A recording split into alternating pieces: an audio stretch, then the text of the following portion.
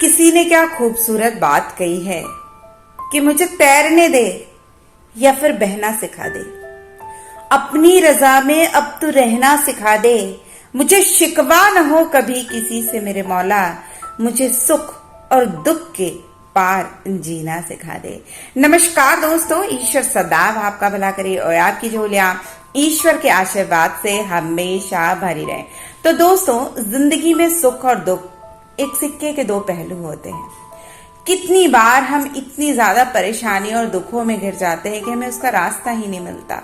लेकिन आज की दो कहानियां आपकी जिंदगी के नजरिए को बदल देंगी। तो दोस्तों, बात करेंगे कहानी की। तो ये कहानी है एक ऐसे राजा की जिसे मूर्ति कला से, शिल्प कला से बहुत ज्यादा प्यार था। मूर्तियों की खोज में देश विदेश में जाया करता था। एक बार राजा ने अपने राजमहल में 3 ऐसी बेशकीमती मूर्तियां लाके रखी जो उसको प्राणों से भी प्यारी थी।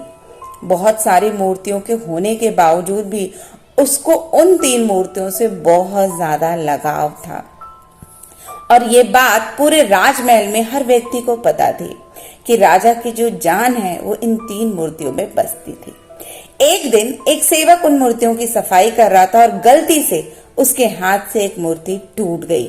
जैसे ही राजा ने इस चीज को देखा, वो गुस्से में आग बबूला हो गया और उसने उस सेवक को तुरंत मृत्यु दंड की सजा दे दी।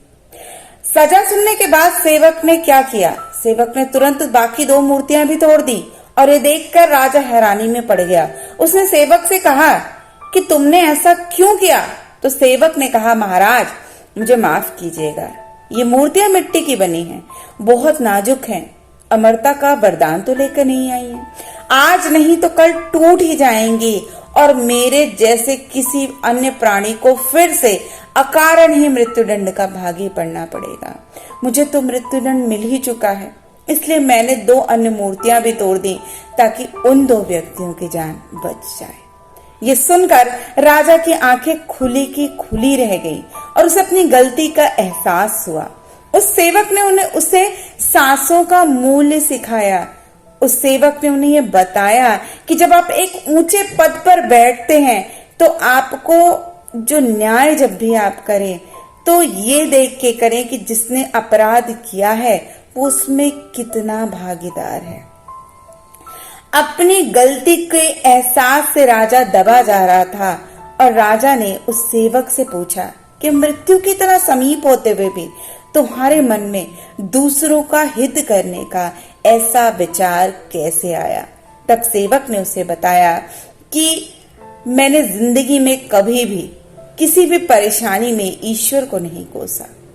मैं इस परिस्थिति में भी निडर रहा, संयम रखा और ये विश्वास रखा कि वो मेरा ईश्वर, मेरा भगवान मेरे साथ है। सेवक ने बताया कि मैं आपके यहाँ काम करने से पहले एक अमीर सेठ के यहाँ नौकर था। मेरा सेठ मुझसे बहुत खुश था, लेकिन जब भी कोई कटु अनुभव होता तो वो भगवान को, ईश्वर को बहुत गालियां देता था। एक दिन सेठ ककड़ी खा रहा था। संयोग से ककड़ी कड़वी थी और सेठ ने वो ककड़ी उठाकर मुझे दे दी, लेकिन मैंने उसे बड़े चाव से खाया जैसे बड़ी स्वादिष्ट हो। सेठ ने पूछा, ककड़ी तो बहुत कड़वी थी, तुम भला इसे कैसे खा गए?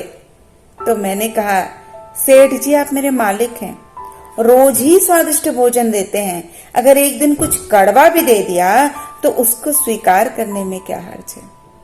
राजा जी, इसी प्रकार अगर ईश्वर ने आपको सुख संपदाएं दी हैं तो कभी कोई कटु अनुभव भी तो देता है, तो हम क्यों उसकी सद्भावना पे संदेह करें? ये जो जीवन उसने दिया है तो कभी ना कभी मृत्यु भी वो देगा। सच्चाई तो यही है कि जीवन में जो कुछ भी होता है वो ईश्वर की दया से ही होता है। ईश्वर हमारे लिए जो करता है वो अच्छे के लिए होता है, लेकिन उसे हम अपनी बुद्धि से खराब और अच्छा मान लेते हैं। इसलिए किसी ने कितनी खूबसूरत बात कही है कि हे मेरे मालिक, मुझे इतना नीचे ना गिराना कि मैं पुकारूं और तू सुन न पाए, और कभी इतना ऊपर ना उठाना कि तू पुकारे और मैं सुन न पाऊं।